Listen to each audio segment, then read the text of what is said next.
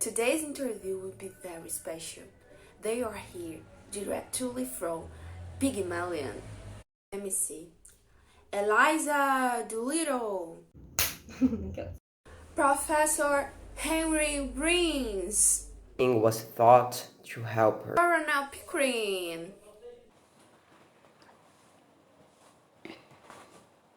Mr. Alfred Doolittle. Well, good evening, young lady. Okay, Miss Eliza Doolittle, I want to start with you. How did you feel at the embassy ball with so much attention, especially from the Queen? At first, it was amazing, really. But then it seemed that everything I was receiving was not due to me, but to Professor Higgins. Because no one really congratulated me. It was like they only remembered him. And did you feel nervous talking a different way in front of so many people? Yes, because if I made any mistake, I'd be judged. But if I had continued on selling my flowers, still in the innocence of the situation, none of this would really matter. Professor Rains, do you think your attitudes to Miss Doolittle were a little rough? Well, when you say rough, you mean right. Because all I did to this young lady was to treat her like a lady she meant to be. So, I don't think so. It was a little too rough. It was the right point. I got it. But do you think your method was a good way to teach the young lady? Of course. If you look carefully, she became a perfect English lady. You may ask this because of all the repetitive exercises, for example. However, everything was thought to help her, and it did it. It was effective, so of course. Coronel Pickering, why can be a woman more like a man? Do you remember this sentence, Mr. Pickering? Oh, indeed, I remember. Knowing my friend Higgins, I know it was a pretty presumptuous question.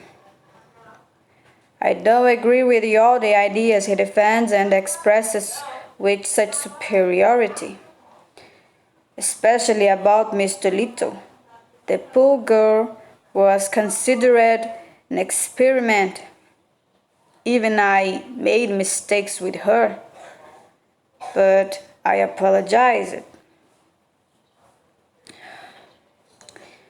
And I dare say my friend was delusional in his vanity to think that women should be like us to be worth of respect or appreciation.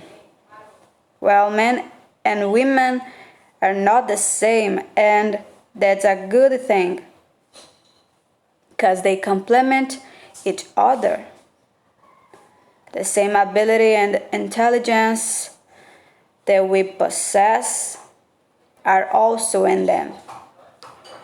A woman is not inferior to me or any other man. Is this supposed to be ironic, or it is an accurate representation of the commonly agreed sentiment of the time period?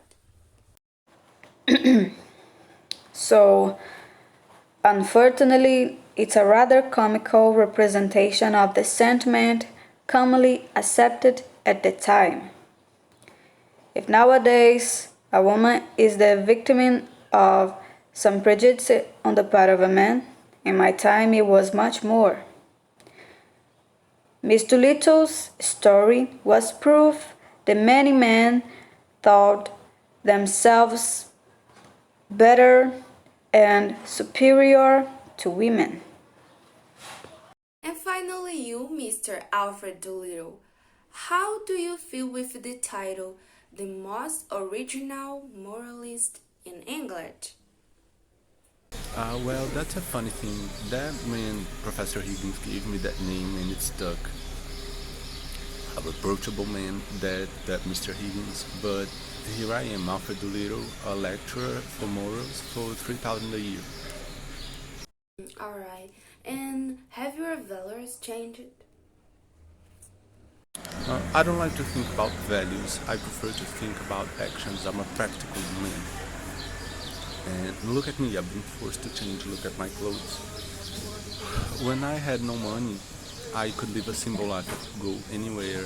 I had no people to provide for, no servants pestering me. But now, the money is good, but what comes with it sucks. A man in my position has so many responsibilities and people depending on him that I simply can't escape. I have to comply with society's rules. So guys, that was our today's talk show, and I really hope you enjoy it as much as I did.